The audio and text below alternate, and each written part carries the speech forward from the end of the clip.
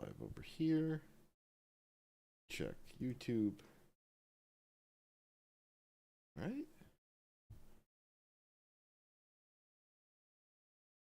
Hello, welcome to some Derps Talk About Games. I'm your co-host, Mango. And I am your co-host, Buddy. And today we're going to talk a little bit about Arc Raiders. Before we do that, Buddy, why don't you tell the folks at home what it is we do on this podcast? On this podcast, boy, do we like talking about games. I actually feel like we've been very good about talking about games. We have not talked about like a fucking movie or something in forever. We are just always doing game topics. For a while, it felt like we were just like a movie podcast. And now here we are coming back to our bread and butter, which is reviewing a new shooter that we're going to play for a couple of weeks and then forget about. Yeah. We'll see how long it lasts. I've already got like 30 hours into Arc Raiders, which is just like kind of crazy for the amount of time I've spent with it. Yeah, it has been like a week and a half, it feels like, since it came out. Yeah. Maybe 2.5 weeks, I guess, but yeah. See, the only other things that compete for my time are what's it called? Or the one we were Europa Universalis, which I haven't played. I played like for like a couple hours, and Outer Worlds 2. These new releases, what I mean, is what is competing for my time. Outer Worlds 2 just really didn't grab me, so we'll see. But yeah, so how do we want to start this out? How do we want to talk about this? Okay, so Arc Raiders is a new extraction shooter, which we'll explain in a second, that comes from the studio behind The Finals. The Finals is a shooter that we did an episode on not all that long ago. It was kind of an arena shooter that had I don't know, how would you describe the Finals is competing with Payday, right? Arc Raiders is competing more on the PUBG kind of. Well, I think the Finals is more competing with Overwatch. Oh, I'm sorry. What did I say? Payday? Yeah, Payday. Yeah, Overwatch. Yeah, I'm sorry. Why did I say Payday? It's like neither of those are anything like Payday. Yeah. I could see maybe what you got with like the specialized roles, but yeah, no, it is. The big thing about the Finals was like the fully destructible environments and like the kind of arena play, right? Like it's meant to be a competitive shooter, whereas this is an extraction shooter, and it seems to have cracked the kind of Fortnite-ification of, right? Like the Fortnite line where it's like this is the one that's popular. Maybe not maybe the PUBG line, right? Like whereas like Tarkov is maybe like the Arma 3 mod that like kicked it all off. Like Daisy kicks off probably both of these genres, right? Like BRs and these all come out of those these mods that are built in, very sandboxy kind of like FPS sort of style game experiences, right? Yeah. I also think the Hunt Showdown or Takedown? Hunt Showdown. The Hunt Showdown, right? Yeah. Yeah, that's also in there because that's also that was the extraction shooter that introduced me to extraction shooters, because I think I just started seeing like YouTube videos, maybe it was like Twitch streams or something. People I was following were playing this. I had actually missed Tarkov. Tarkov had kind of like, it was too niche for my and admittedly I'm not much of a shooter player in the first place kind of taste. My point is that it's like Hunt Showdown really didn't break through either, right? Like it's popular for its niche, but it's like, and Tarkov is popular for its niche. Part of the thing with Tarkov is that it's not on Steam, right? Like it's it's you buy it independently, and it's got like big hacking problems, and it's also a much more complicated game than say Arc Raiders. Hunt Showdown has a very particular aesthetic and mode to it, which is kind of like, it's like these like mid like early firearm type weapons, which is like every shot is very deliberate, and so like I don't think it just like doesn't latch into people. And I think there are no automatic weapons in the Hunt Showdown, or if there are like very limited, right? Like because the idea I think is that it's like in the 1900s in like a Louisiana swamp or something. There's also like a whole Cthulhu lore piece of this that I vaguely remember about the Hunt Showdown. But I never played it, so I don't actually know any details. There's a Cthulhu, like there's like the monsters are like, they are monsters, and they're like they're like vaguely eldritch monsters. I don't think any of that power, like I don't think the players can like cast spells or anything. It's been a while though, so I'm not quite sure if that's super right. But like it's either late 1800s, early 1900s. It's like that level of firearms right before real real modern kind of shooter aesthetics, right? Which I would put at like the start of World War II is when you can really get some of these, that kind of blend of weapons moving into the modern age. But Arc Raiders kind of has this approachability. It's easy to digest. It's got a couple of cool mechanics, and we'll see how long it maintains its popularity because it's riding a wave right now. And I'm part of that wave, obviously. You are too. But it reminds me quite a lot of Helldivers, actually, which is this kind of normie shooter thing where it breaks through and kind of everybody's doing it and playing it, and then what happens is that base of fans is going to retract by 80 or 90%, but because the sort of catch was so explosive and huge, it will just, sail on that forever. Yeah, it feels like there's like one or two shooters a year that come through and pull this kind of trick on people. Yeah, it'll be like, the peak will be like a couple million players, and so when it steadies out, it'll still be like, high enough to maintain a real population, right? Maybe, hopefully. Yeah, like even if it's 50,000, let's say 50,000, right? That's 0.4% of what like the high end player base was like, but that's more than enough easily to kind of sustain your to kind of sustain something and keep it kind of like cruising forward. It feels like these just come around once a year. There's some shooter that comes from fucking nowhere, nobody's ever heard of it or understood, and it just pops onto the scene and it grabs everybody's attention. The good news for Arc Raiders is that it's quite good, I guess. I don't know where they went wrong or where they went right because I've never played one of these other shooters, but I definitely know what I like about the experience and why it hooked me in kind of the way that it did. And it does remind me quite a lot of those early kind of like PUBG days where the game was not saturated by really high-end kind of like players, and we could kind of build out our own little metagame and have have a good time with it. There's a part of me that thinks that there's sort of an underlying theory of games, which is that like games are at their best before they have metagames. Metagames kind of ruin games, certain games, because they become too built around that kind of experience. And the question on opting into the game experience is, are you willing to opt into the kind of the meta or not? And I kind of think that games like this one are successful in a certain sense because they are built around they burst onto the scene. There's a lot of new players. You don't need to be high end and watching YouTube videos and understanding a meta and mastering all of these intricate kind of details in order to be successful and have a good time. Yeah, I think there's definitely part of it. I think the extraction shooter and I think BR's help with this too, is that like the fact that like your loot has like a high reset probably, just this level set for people at home who might not know. An extraction shooter, the idea is you get launched to a map kind of battle royale style. It's usually like a static start instead of like a bus start. And you pick up gear and you try and get out, and if you die, you lose all your loot, right? But for the, in Arc Raiders case, your augments have safe pockets, some of them, most of them. But you lose everything, and so everything you're playing with is on the line. But you also don't have to, like a battle, you don't have to be the last man standing, right? You can just get out. And you don't actually have to fight people. I do think this is the secret. If I were to boil it down to one kind of iota of a point, I think it is that thing of you don't have to. I would actually say that winning is not killing. So this is actually an innovation that I think is true about Fortnite. It's one of the things that made Fortnite very successful. Was obviously they implemented the battle pass, and the battle pass was built on quests, but their quests were things that were environmental more than tactical. There's a video about this, like a YouTube video that came out like 5 years ago. They just kind of compared how Fortnite has a quest system that is like, go to this place, farm up this much resource, equip this type of weapon, right? And something like Call of Duty Warzone had stuff that was much more aggressive. It was like get kills with an SMG, that kind of.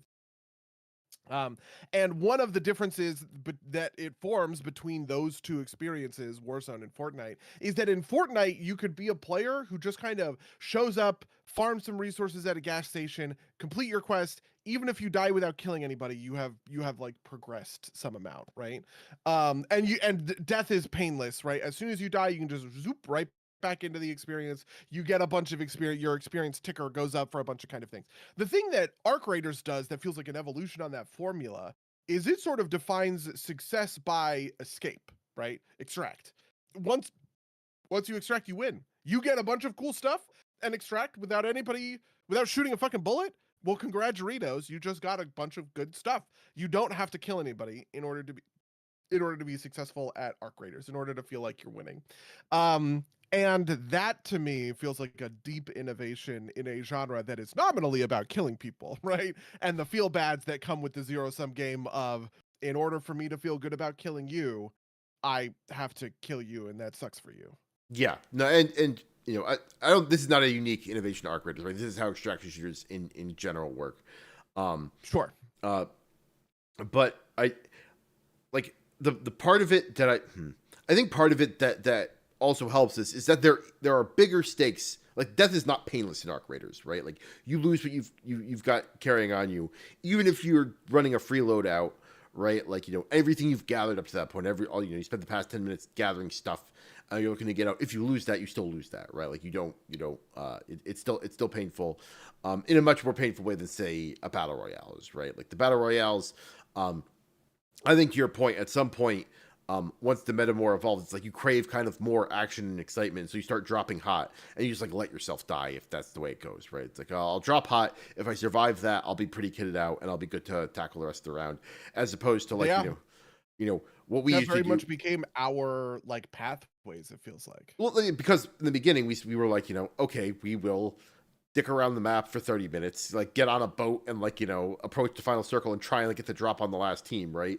Which is fun the first couple of times you do it, but spending 30 minutes like doing nothing and surviving, but like, just to die at like the, come in second place isn't super satisfying more than a couple of times. So again, sorry, this is reaching a little bit more back into your point about the sorry, I just had a brain fart there. About kind of this like you had talked previously about meta progression stuff, right? So this adds that layer of meta progression on top, and that's what we were talking about. Sorry, about the meta in the game. I think part of that is that when the game is new, you don't know the maps as well, right? Like, and I think that's a big part of this is that as we keep playing Arc Raiders, we will get to know the maps better and better, and so like kind of the mystery of discovery, right? Well, which is part of the joy of these games in the BR, and in a lot of games, frankly. But like in terms of battle royales or extraction shooters, I think there's a big part of the draw is like finding the secrets of the map. But once you've been there enough, right? Like I'm already starting to look up where certain things drop so I can get them, right? Like the level 3 for the chicken is like prickly pears, and I have a map on my second monitor that like shows me where in Buried City they could drop, and I could do I am close to the point where I might just do a run to just go get prickly pears and then pop out, which feels like that's going to be like the point where it might become a little bit less interesting, and I'm not quite there yet. Go on. Sorry. I totally get this. This is water finds a crack stuff. Right. The joy that I'm describing is the poor. God, I want to find a good term for this because I think it underlies. This is the kind of thing that it's a phenomenon I feel like we've had games that I want to be able to point to, like water finds a crack, right? That defines how skilled players will find the easiest way to accomplish something because of just the way that incentives work inside of the human mind, right? The reason I'm calling this the poor is it's because it's before you hit the crack, right? This is just the fun of being a water droplet that is part of the pour, right? You are falling downhill. There's no resistance. Everything is brand new. There's no like barrier to kind of hit or whatever. But I definitely did feel like if I'm defining this metaphor around water finding a crack, we found a crack when we started bringing keys to locked rooms that we know existed. And we did 2 or 3 runs of this where it was one person brings the key, one person brings a raider hatch, which is a very easy way to extract somewhere in the map, basically. And we went to one location, this locked room, we looted the shit out of that room, and then we went to a raider hatch and immediately got the fuck out of it. Right. And once we did that 2 or 3 times, I was like, I never want to do anything else again. Like, holy shit, this is so effective at doing the thing that we need the game to kind of be about. Now, at the same time, it's not universally true. We ended up obviously fighting some of the bigger robots because, pushing the robots and the whole PvE side of the game that we talk about in a minute, I'm sure, kind of like hit things. But I can already feel that meta calcification happening inside of my own brain of like, okay, well, when I know I need to get an easy, straightforward, clear win, we need a Raider hatch key, and we need a key to some secret fucking room, and we can just crush it and put together an economy kind of, sort of out of nowhere. Yeah. And I think the game actually does a couple of things to push you away from this in certain situations, but I think is good, right? Like night raids don't have hatches, right? And I think the thing that you described there, I think belies what will make it work, which is that we will do econ runs like that, but we don't necessarily need to do that that's not going to get us everything we need, and so we can't just do that every single time and be happy. And I also think that the game is smart about, you don't need to do many econ runs to kind of put your life back together. We had a number of devastating losses. We basically spent one night where we crushed it. We extracted every single time, and we built up kind of a huge base of sort of supplies and materials and all the rest of it. And then over the next couple of runs, when we played the next time, we lost like the first 3 or 4 rounds. Like all of those good guns I had put together, all of them went by the wayside. God, that sucked. Hello, Freak. How you doing? And so that was like a brutal sort of feeling. And I almost was in a point of like, oh, I understand why this fucking sucks, and I want to uninstall this game and just never play it again, right? But once we did a couple of successful econ runs, which were just get in, get a bunch of stuff, not even hardcore stuff, just basic stuff. We just need metal parts, and chemicals to make ammo or whatever else it was, kind of thing. And I just kind of watched the way I was able to, in just a handful of econ, put my whole sort of life back together. I was like, oh, I understand.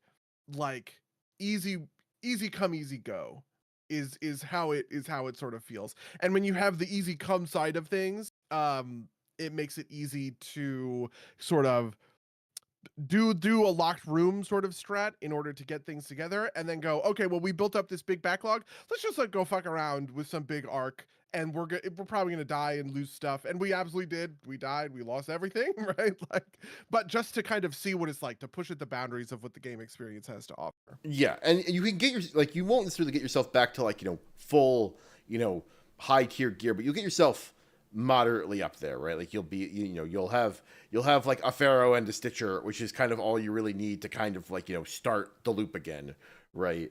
And even the I did a couple of free loadouts on my own. Like I've been playing solo a bit, and like like my optimization brain was like I should do free loadouts for like these pure quest only runs, because then I don't risk losing anything. But one, my inventory started to fill up too much. Like my stash at home started to fill up too much. And 2, the stuff you get off of the free tiers, like the backpack's extremely limiting, and you only get tier 1 augments off of that, right? And it's one of those things where it's like, oh, I'm actually okay to risk all of this stuff. Because even if I lose it, there's like more behind it that I can go get. Like maybe I'm not running like, my highest tier gear. I'm gonna wait for the boys to do those runs. But I'm happy to risk kind of like my mid-tier gear, because it's just like such a more effective area. I think there's actually I don't know how much this is shared across other extraction shooters, but there's a couple of like really clever, I think, design choices that they made in terms of like this looting game too. Because like the game isn't just a shooter. It's also like it's not quite Tetris, because nothing, like there are other games where like things do have shapes to them, but like it's like a packing optimization problem, and it's not based, like I said, it's not based on shape. It's really not based on weight. There's some weight concerns, but like that's like marginal, I think, most of the time. But there's like okay, so I am out of slots, but I have these items that are purely meant to be broken down, right? And they break down for less pieces in the field. But if the difference is, break down this coolant bucket into 7 plastic in the field or 14 at home, and I can choose between either getting 7 that goes into the stack of other plastic pieces that are already there, right? Which stack up much higher. And I can also pull another thing, like I could pull like I find like a wristwatch on the ground, right, which sells for a bunch of money, right? I am willing to break that down, right? and then there's also another level on top of that, which is like, some things some things break down into batteries, right? And it's like, I'm thinking, all right, I'm out of room and I've only got 2 batteries and I don't really need that many more batteries, and I can break them further down into scrap metal. So it's like that micro optimization problem, I think, is kind of the bread and butter about like feeling like you've got a really optimized one. On top of that, things like, I've got 5 cloth, and do I really need 5 cloth? I got a ton of cloth at home. And, I'm low on a bandage, and I've got the perk that lets me craft in the field. So I'm going to actually turn those 5 cloth into a bandage or bring it home that way, because it like that piece of it, I think, is a big part of the actual gameplay, right? It's like doing these micro optimizations. That's so interesting. The genealogy of that, like, I don't think of that as coming from PvP shooters at all. I think of it as coming from like Fallout 4, right? Yeah. Or maybe the PvE multiplayer version of Fallout 76. I am not a Fallout 70. I've never played it or whatever. But that's the part that it definitely does hits my Skyrim brain. Right. Of like, how many iron swords am I going to bring back from this dungeon, right? In order to trade them in for septims or whatever, right? And I definitely think that that's like part of what makes the game fun. I described it when we were playing the other day. I sort of was talking about how Arc Raiders feels a little bit like a PvP version of Deus Ex or an immersive sim, because immersive sims are built around, your ability. When you play Deus Ex Human Revolution or something, you can just spec for the gunfights, or you can spec for the stealth, right? So like, if you want to treat it like a Call of Duty campaign with a bunch of chest high walls where you're popping in and out of cover and shooting guys and making your kind of like rooms like that, you absolutely can, right? But you can also play it as a stealth game. And obviously, I think you and I both played that game as a stealth game. I think it's better as a stealth game, all the rest of it. But like, these are what sort of immersive sims kind of like offer you. And I have never, even in PUBG, felt as though PUBG was like a stealth game, right? It was, you could stealth, and ambushes and stuff like that were like part of it, but like it was very much in my shooter brain of like, I pulled off ambushes in fucking GoldenEye, right? On the N64. That was those aren't stealth mechanics. Those are essentially shooter mechanics kind of. But what I feel like happened with Arc Raiders is it really ticked from one side to the other, where you are managing stealth, but you're stealthing against these other players, and you have all of these tools in your arsenal in order to pay attention to that and like do that. And one of the most defining aspects about it would probably be kind of the sound design, right? Like the fact that there are so many pieces to the game's design that make noise to try and attract attention to you so that other people can understand where you are, right? The way that when we're moving through the map, we're calling out where we're hearing shots. It'd be like, shots fired southeast, northeast, in the distance, close, right? Like this kind of stuff. Because paying attention to that and trying to keep a low profile is so much more important in an extraction shooter compared to even the battle royale shooters, where like at the end of the day you have to fight in a BR, right? Whereas you don't have to do that. You can just have a purely stealth run, and that's a success in Arc Raiders. Yeah, and we can talk about this too, is you can even have like a social run with randos, which I think is interesting about this, that maybe we could even dilate on a little bit more, is kind of like, I played a lot of solo, and in solo people tend to be a lot more friendly. At least is my experience. I have seen some stuff online that indicates that like, they may be doing some sort of soft matchmaking to match, shooters with shooters and friendlies with friendlies. I don't know. There is no strong evidence that that's the case, but there are people online who have mentioned that like they feel like they're in more shooty, like the people who kill people feel like they're in matches where people just shoot first, and the people, like the games I've played, is very friendly and just talky, right? And part of this meta, I think, is that like if you're by yourself, everybody is a potential friend or enemy, whereas if you're with the teams are almost always shoot on sight, like very, very infrequent cooperation. And just because I think you have 2 allies, right? We've talked about this in the context of Commander, actually, about Star versus classic 4-pod, is that like when your allies and your enemies are more defined, it's hard to like you can't play your enemies against each other as much, because they know that you have two allies. This is the magic thing. I think a similar thing happens um, in this game in Arc Raiders, is that everybody knows that when you're in a group match that you're running with two other people, right? And we do know that they try and match groups of like size with like size. I assume that they're throwing almost solos almost always into matches with other solos, and if they're doing any disparate sizing, it might be groups of 2 with groups of 3 or something like that. And because of that dynamic, people are a lot friendlier in solos, and that leads to its own unique style of gameplay, right? Where like people are trying to help each other, and then like occasionally you have someone who defects, and people get mad at them, right? Like I have definitely seen, like I have gotten shot down by somebody, and then somebody else like ran over and defibbed me and got me up, and it's just like, thank you, right? Like totally sight unseen, right? Like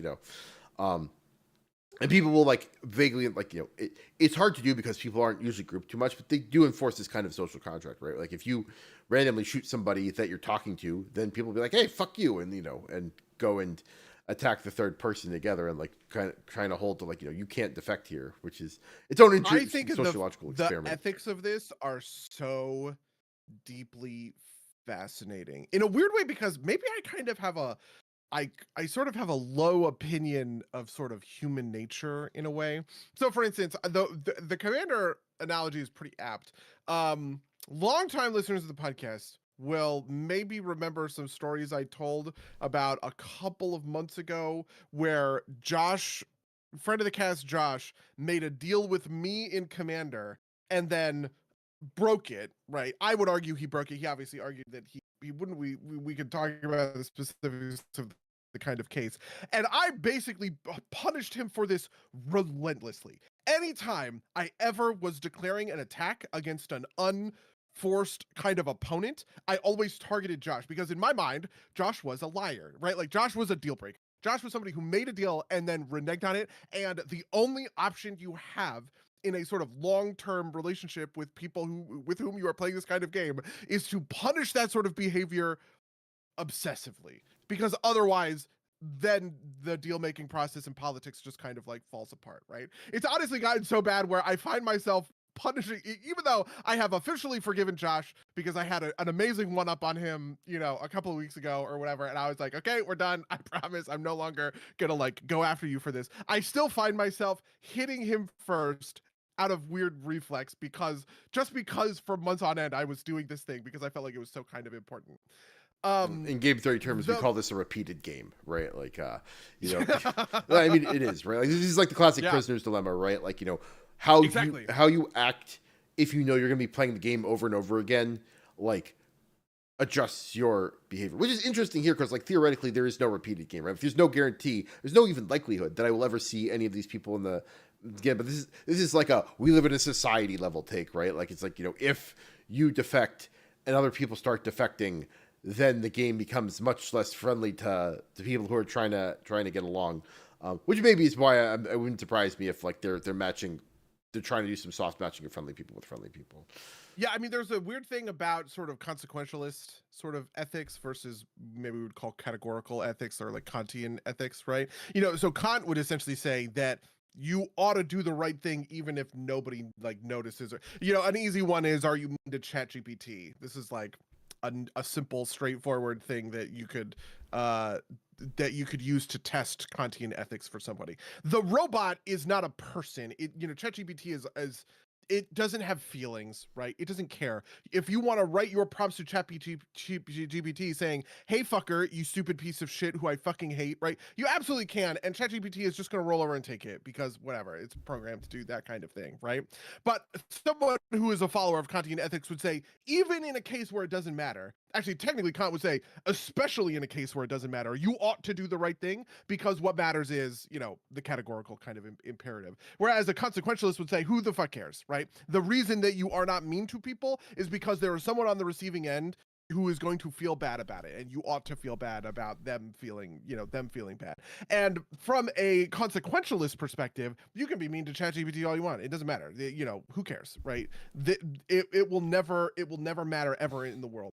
And the consequentialist is brutal in Arc Raiders, right? Because the consequentialist they never have to suffer for you can lie to people, you can team up with someone, and then right at the extract you can point your fucking gun at their head and shoot them and take all of their best shit back with you because you're never going to see them again, right? But like obviously it is sort of the ethics of Kant would say, even when that is a possibility, you ought not to do that, even if you'll never see them ever again, because morality matters even when it doesn't even when it doesn't have any outcome that matters at all.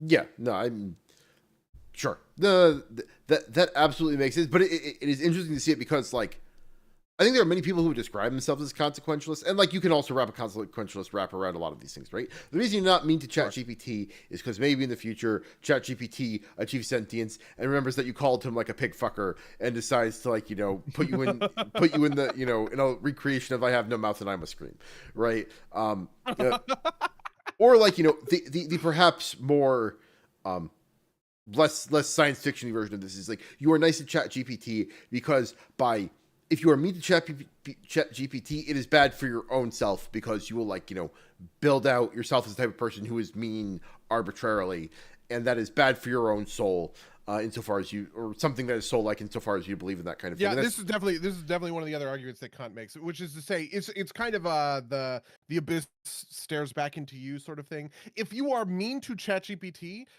you are normalizing for yourself a world in which people to whom you make requests of, you are mean to them, right? It is much more likely that you are going to slip up and hurt your friend's feeling because you call them a stupid dumb pig fucker because part of your online interactions with ChatGPT is calling this robot whose feelings don't matter a stupid but that is ultimately a consequentialist argument, right? Like you don't do this because of the consequences, right? Like a pure kind of like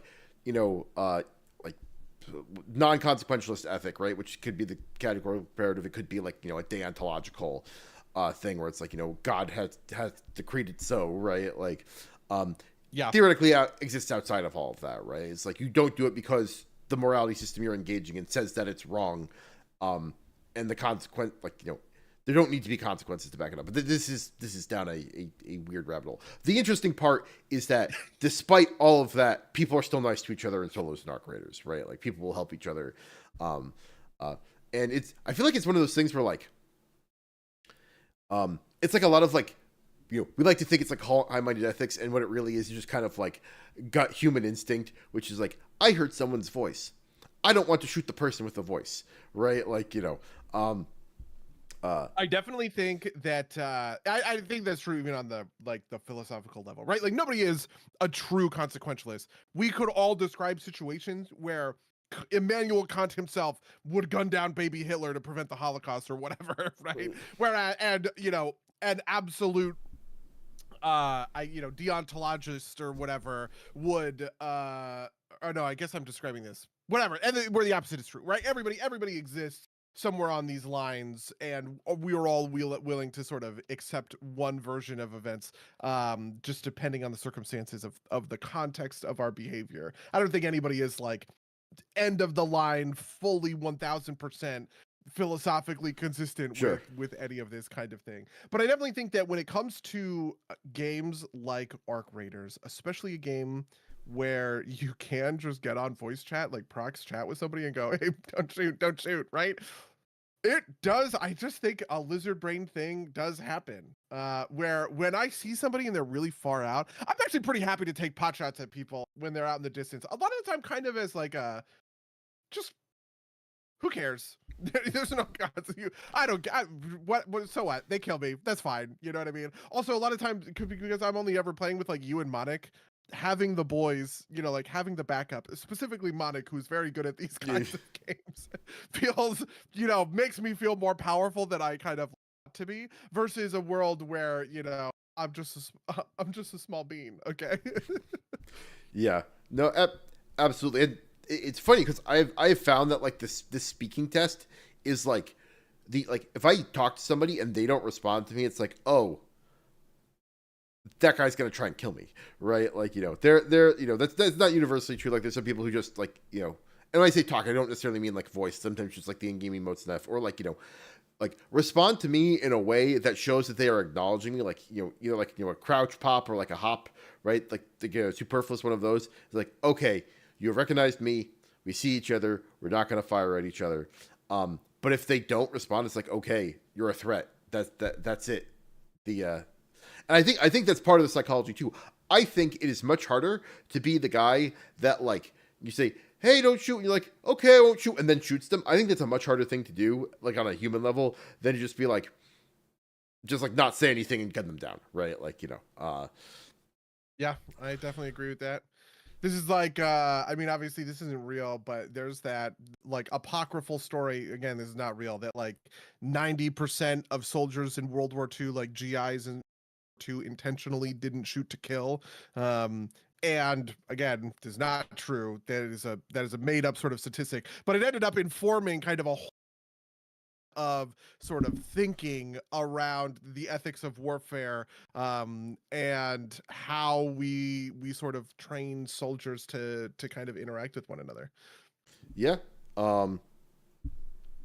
Yeah. No. And there's like versions of this all the way up into them. I don't like again. It's probably not true, but like the thing I have heard up anecdotally from like people who have been overseas in the Middle East is that like a lot of teams will not have that many kills except for like one guy who has way too many, and that guy clearly has some issues, right? Like, which again, this is like idle chatter, so I don't know how real it is, but like it's hard to take another. Yeah, I went down this rabbit hole a while ago, mostly because I had a lot of doubt for that thing about GIs in World War II, and it turns out that statistic is basically made up and kind of not real, but it did actually affect the way that basically one of the things, if you think about like the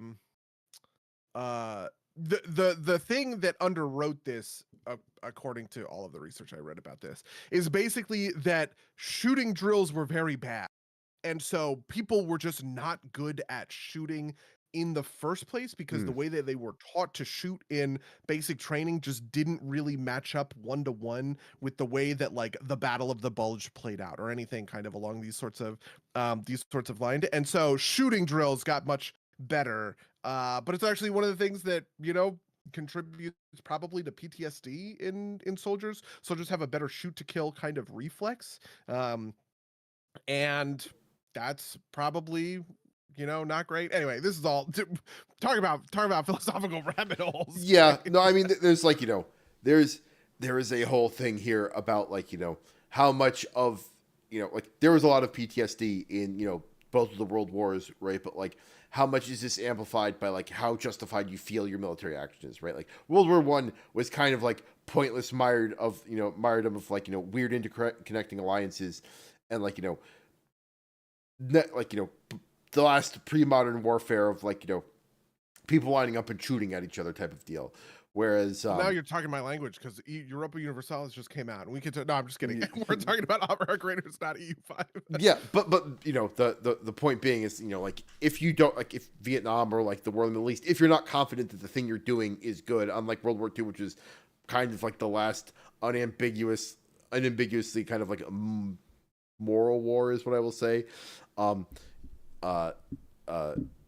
It's like you could feel better about that as a soldier than anything else, right? Like but let's not dive too deep down this rabbit hole because I think so the interesting thing I feel like that maybe underwrites this is how much do you feel like it maps 1-to-1 onto people as like an actual person, sort of like ethical construction. So for instance, there's basically an argument around simulation and simulacra that you could kind of make here, where a video game's a simulation. You don't have it's not real. You don't have to really kind of like test your own kind of ethics or any of that kind of stuff. If you want to be a completely heartless asshole and trick someone, you could, right? But it sounds as though, the simulation, even though it is simulating the world around you and simulating the whole system of gameplay mechanics and kinesthetics and all of the other kind of thing, it does not allow you to simulate your own morals, right? That people are still fundamentally,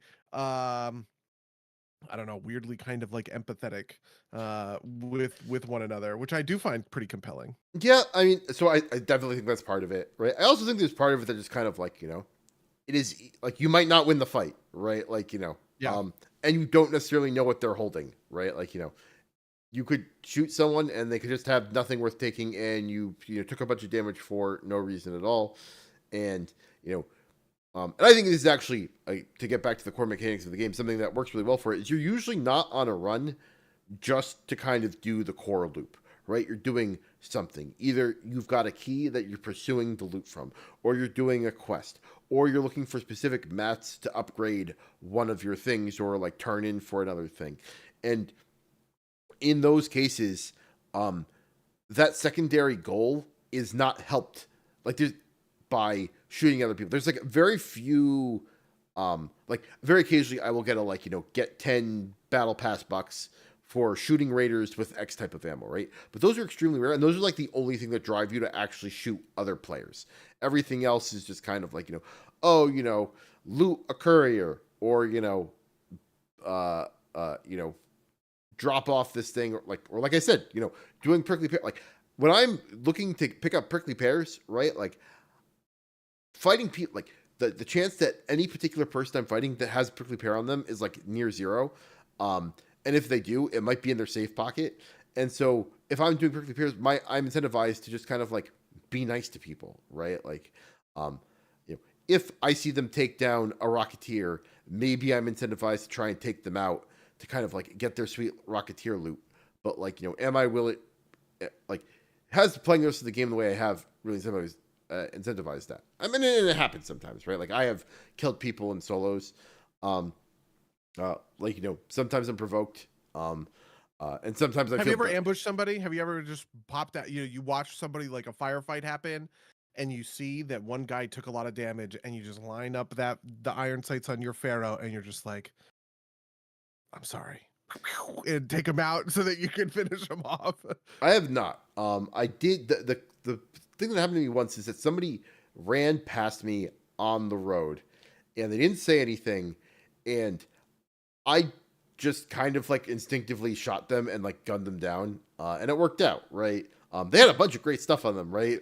But it's also kind of like, I felt terrible about it, and like even in retelling this to you and Monik, I'm not sure right now how much of it was me being like, I should take this opportunity, and how much of it was like, oh, they scared me and I just kind of reacted.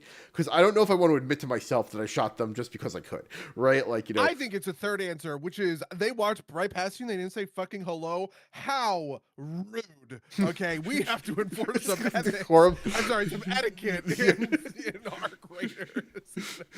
At least give me a hello. Yeah, you get into a conversation with someone and it's good, and they just like use, less instead of fewer. You're like, what was that? You said less?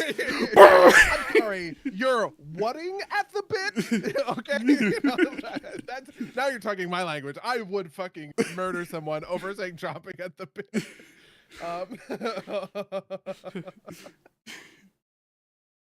You used a when you should have said an. Yeah. An historical event, or a historical event or whatever, or an honor versus a honor. Well, I'm saying just like something much more simple, like, right, like a opening, right? Like just something that like people do because it's like wrong, right? Like,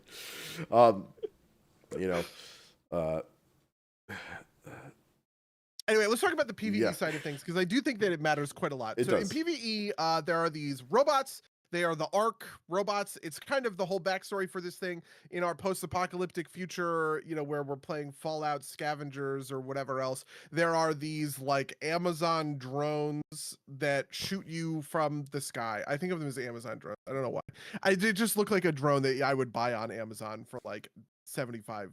Well, actually, drones are pretty expensive. $750, okay? And they are roaming around the map, and they have useful stuff on them, so sometimes you do want to kill them. But also at the same time, they are like a threat, right? Like if you start shooting Arc, you're announcing your presence to everybody else around you. You are kind of like unstealthing yourself for sort of a couple of moments. Where do you feel like the Arc stuff puts you in the PvE side of our PvEVP shooter? I think the Arc stuff is super well done. Like they're difficult, they're smart, right? Like they can find you. um, but they're not super quick, right? Like it's not like they're gonna immediately start shooting you out of nowhere. You always have like a couple seconds to react, which I think is important uh, for the game. And they interact in interesting ways, right? Like the thing that I think like that are the most annoying are snitches because they're quiet, they fly above you, and if they see you, they shriek and will like eventually fly away and summon more things to kill you. Um, and they're also like they're not the hardest to take down, but they are the hardest to take down um by disabling like so part of the deal here, and this is I think also an important part of things, is that if you're skillful, you can shoot out parts of the robot and that will take them down faster, right? Like on um wasps and hornets, which are these like quad rotor style drones, if you shoot out their rotors, they will crash and kill themselves. The snitch is a little bit harder to do because they have like these fins that they fly with, and they're a little bit harder to target. And you need to like you don't have as much time to deal with them because their thing is that they will call another drones, and so you have to take them down quickly. Um, and I think that that whole interplay is important, right? Because you're dodging around things to stay out of sight of the arc because they're kind of this ever-present threat. That is always a threat. There's no negotiating with the arc drones, right? And even in the interior spaces, there are different styles of things. There's like these roly-poly things, some of which shoot fire, some of which just blow up on you. And there are these giant enemies that are kind of like these big centerpiece enemies. And they form this kind of like ever-present threat. Like you could probably play Arc Raiders just against the environment and have a pretty good time. I don't think they're aggressive enough to work without the PvP element. Like I'd want to tune them up a little bit if it was a pure PvE game.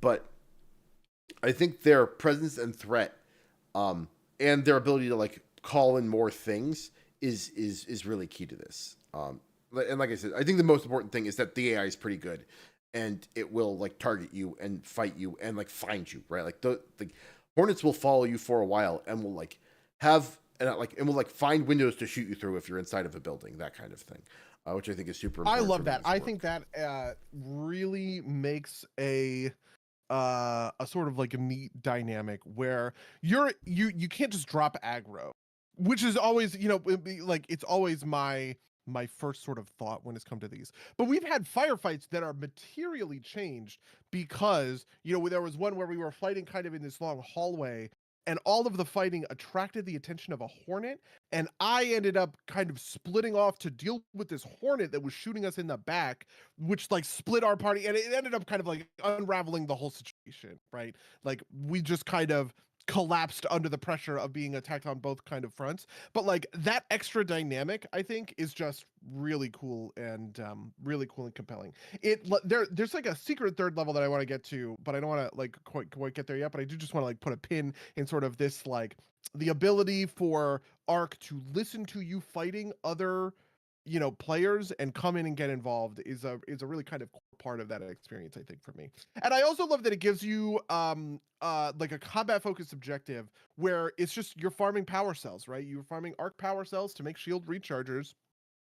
So you just come up and you start shooting arc from all across the map, and then the game looks like Helldivers, right? It looks like Payday. It looks like any other sort of like PvE sort of shooter. Like obviously, yeah, you can get ambushed by other PvP kind of like players and stuff like that. But at the end of the day, I found that really compelling. The idea that it could kind of swap between, you sort of have the full econ stealth mode. I don't want to interact with anybody. I want to get in possible. You have the PvE mode where you're trying to kill, Arc, take down these big PvE baddies.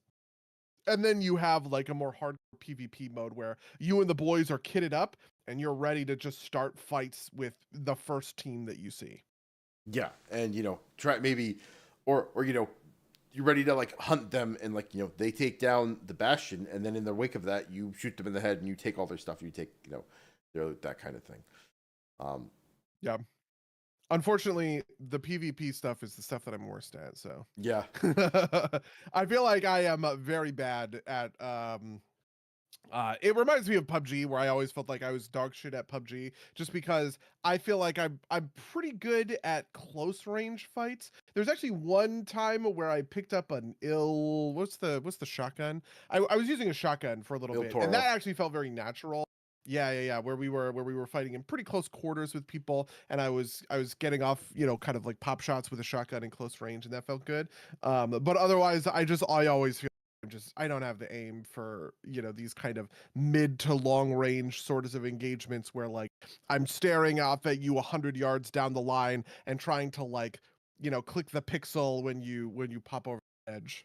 Yeah, and it's also it's not a it's like a bullet physics game, right? It's not Yep, a not hit scan. yeah, hit scan. Thank you. Not a hit scan game. So, you have to do some amount of leading. Um, I think actually part of the interesting thing here is that like the game I think is kind of designed around some of these things, right? Like the sniper rifle, the basic one is the Pharaoh, which is a heavy ammo weapon that fires incredibly slowly, bolt action. And is actually not an ideal weapon for taking down raiders, right? Because you're not going to kill them with one, and it takes a long time. Like you're much better off using a fast firing weapon. And the game I think is designed such that heavy ammo is actually primarily for penetrating arc armor, and like light ammo is better for taking down raiders, and medium ammo kind of fills this like middle ground niche. And shotguns can do both too, but obviously they've got the range thing; they fall off super fast.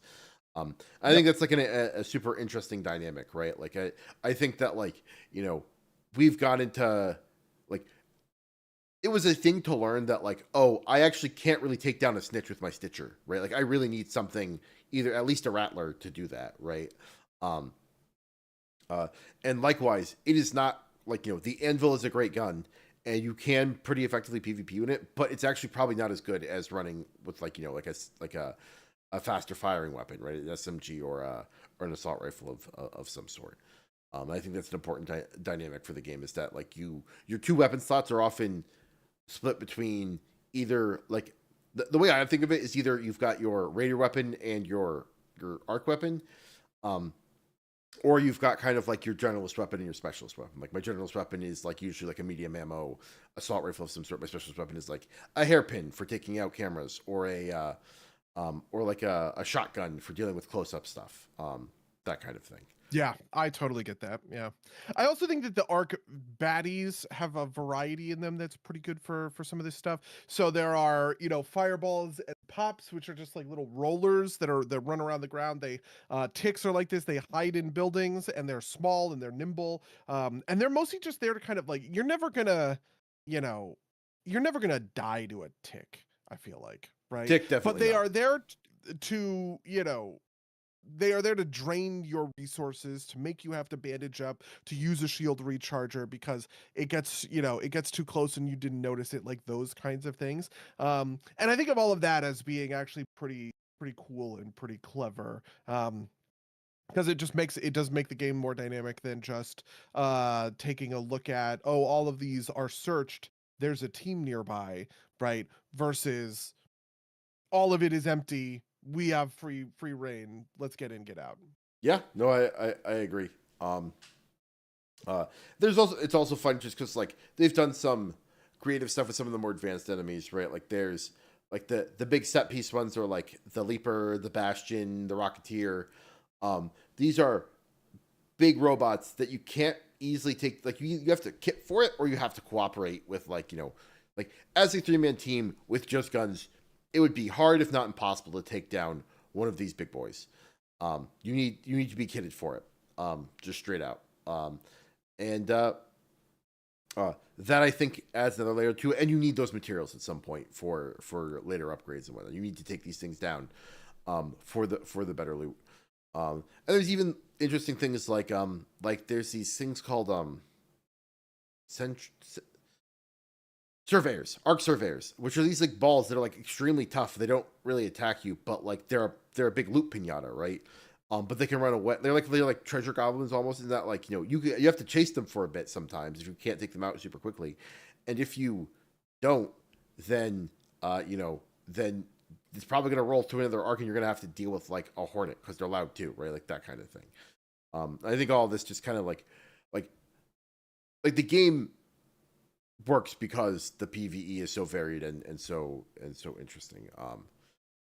Even including things down to like, there are these probes that are arc things that follow the sky that you can break open, but they make a lot of noise. So if any of the arc needle hear it, if other people are nearby, like raiders are nearby, they will hear it happening and they can make the choice to come and take you out. That kind of thing. Like the sound, I think, is super part of it. Also, like, like I was not conscious of it until like maybe sometime last night, but it's like if somebody in real life made the wasps noise at me, I think I would like have a panic attack, right? Like just like the right, like, oh god damn it. But, okay, this is really interesting to me. My final thing that I wanted to come back to is this idea that's been brimming in the back of my head, and I just wanted to say it and see what you think, because in a weird way, you're kind of more of an expert on it than me. The feeling that I get playing this extraction shooter, the closest thing I can compare it to, I don't actually think is even a BR. It's like this sort of Fallout kind of thing, but not. It's like a BR, but not, right? The closest thing that I actually think kind of could, collapses the PvE side of things, the exploration side of things, even in some sort of ways, the stealth side of things, is actually world PvP in World of Warcraft. yeah, Agree or disagree? I feel that. The differences are not because world PvP is different just because of like the nature of it, and that like, there's not always a ton of people playing, right? Like there is a lot of kind of like, tis nobler to not kill someone in world PvP because you have the option to type of deal, right? There's also like, I don't know, there's a lot of that there. It's just in practice, there's not as much tension because people just don't fight in world PvP all that often, right? And also, if you do, the stakes usually aren't super well matched, right? Like usually if someone's coming to fuck on you, it's because they know they can fuck on you in world PvP. But it reminds me more of like the proto world PvP, which is to say the world PvP of like 2004, where I cared a lot about world PvP in 2000, really engaged by it, right? But at this point, WoW, the game has so many different directions that I don't really think. I mean, there are times where I will like level characters in war mode and you just never even see anybody else, right? Or if you do, you just get pub style. Like it's not meant. The game's not built for that, right? In sort of the same way. But I do kind of think that part of how Arc Raiders found the magic is by combining some of these systems in a way that reminds me of what it was like to world PvP in, whatever, Hillsbrad Foothills or something in 2005, right? Like, I don't know, that kind of feeling. So in my grand quest to bring everything back to World of Warcraft, I guess, I don't know. There we go. That's my like weird thesis that I kind of like came away from. Actually, the real thing that got me on this line is I was thinking of pitching the game to Rachel. And I was trying to think of alternate ways, or really, I was trying to think of alternate ways to talk to her about it, because like Rachel's never gotten into BRs, isn't really much of a shooter player, all this kind of stuff. And I was like, what is a game that's like this that I would be able to tell Rachel, yeah, I actually think you would have a good time playing this thing. And the answer I kind of came away with was, oh my God, it's like World of Warcraft. It's sort of like world PvP in World of Warcraft, right? Which I think maybe, I don't know, maybe that would like turn somebody off. But also we've seen weird stuff happen with World of Warcraft, so maybe, like people get really into hardcore in World of Warcraft Classic hardcore mode. So yeah. Yeah, I mean it's got how what other elements is it like? It's kind of like it feels like there's like horror elements, right? Like that kind of tension and release. I don't know if there are a lot of like survival. Other like it's kind of like Minecraft, right? Like you go out, you gather stuff, and if it gets late, a creeper might roll up on you and explode on you, type of deal. I'm sure there are ones that are more on the nose about this, about like nighttime being about with like more dangerous elements in the world, that kind of thing. But yeah, that's maybe the only other thing I could come up with off the top of my head. That's like there's like a tweet from like really old Twitter that was something along these. It was like 2013 Twitter, you know, like right as Twitter came around.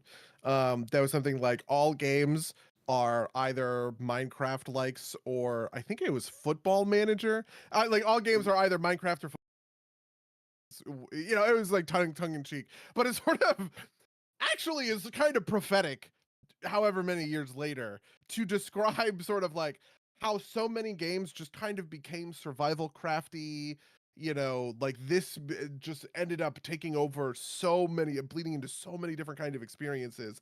And on the other end of the spectrum, how a lot of games turned into management where they are effectively just spreadsheets, right? You know, we look at, you know, obviously we're going to talk about in the back half, EU5, you know, Europa Universalis 5 draft. When I played Europa Universalis 4, you know, I thought I was like really breaking into like I felt like I was a cocaine addict that was like upgrading to fucking heroin, right? But now I'm watching everybody on the timeline be like, lol, I'm so excited to play fucking fentanyl. And I'm like, what? Hold on, this is my weird fixation. What are you guys doing here? Kind of thing, right?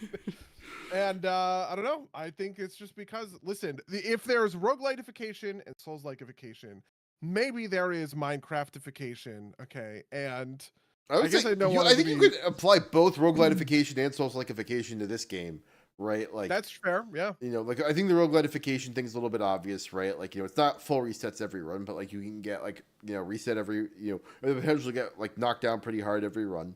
And the Souls-likeification is like, you know, things are tough to fight and you have to be very deliberate with your you know, like your Pharaoh shoots at like one shot every 5 seconds, right? So like you got to be, you know, deliberate and intentional with it. You know. Your health regens incredibly slowly, right? It is a very limited sort of resource that you have to bet a lot against. You know, how many times did I craft 5 shield rechargers, go out onto a message, and then fucking die? Yeah. I had this stack of 5 I'm just like, God fucking damn it. I just lost so much. Yeah. Anyway, are there more hot takes you have to register about Arc Raiders I don't think before so. we move on with our lives? I'm sure that in the coming weeks, as we play a little bit more of it, some of us more, some of us less, we'll revisit it at some point. I very much have the feeling that I will play Arc Raider. I maybe will play the Arc Raiders 3 or 4 more times, and I would not, and then I'll never touch it again. It's kind of my because not because I don't like the game. I actually quite like the game. It's actually weirdly one of my favorite games of this year, I think, that I've played, just because I can't think of too many other games that came out this year that I was like, oh my god, wow, this is great. But because I don't think I ever want to solo this game, and the way that we don't have a good sort of like group infrastructure in the way that we have like WoW raids or something. Like, Right. it's so easy to get me to play WoW because of the infrastructure for WoW raids, or even something like Commander, sort of social infrastructure for it. But the social infrastructure is like one of the 3 of us logs onto Arc Raiders and the other 2 are, and that's just like a Yeah, I set would of say prerequisites that like we don't have enough critical mass, right? Like, you know, like, yeah. like, you know, X, who is, you know, our classic third, you know, you've kind of taken X place because you've got more availability than X. He's not on that much. Like maybe Charles, friend of the cast, will be on at some point. You know, maybe we can convince Ryan or Rachel to, you know, pick up the game or something, right? Yeah, like, I think there's a world in which Ryan would get really addicted. I think that he could, you know, front of the Castellarian could get really, really hard into it. Just because I do know that he, number one, a fan of shooters from a long time, sort of allegiance to Destiny 2, and number 2, a fan of these survival crafty games, right? I've been watching him play Pacific Drive on, and I was like, damn, that game was from 2 years ago, last year, you know, like, but that's a very survival crafty kind of game in the same sense. No, I think you would enjoy it too. But like that's the point, right? Like, if we get enough people playing, then it's not so much of an ask, right? Like to. I don't think he would ever play though, because he's in Team No New Systems, right? Like he doesn't want to learn new things, okay? Because he's a fucking 40-year-old grandpa at this point. Roast me back, okay? You won't. Okay. Anyway, do you want to talk about the back half?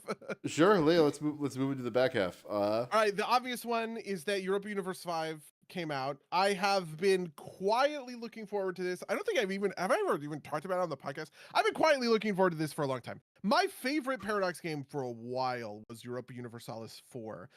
Even more than Stellaris. Stellaris eventually won me over just from like critical mass of sort of DLCs. But there was a while where I was going back and I was playing EU4 pretty constantly for maybe like a year or two, right? Deeply complex, not complex, complicated game, right? I've sort of described this nomenclature before. I think of games as having simple and complex kind of mechanics, and then intuitive or unintuitive sort of like systems, right? And what happens when you have unintuitive systems plus complex mechanics, you get complicated games. And Europa Universalis 4 was the most complicated game I ever played ever.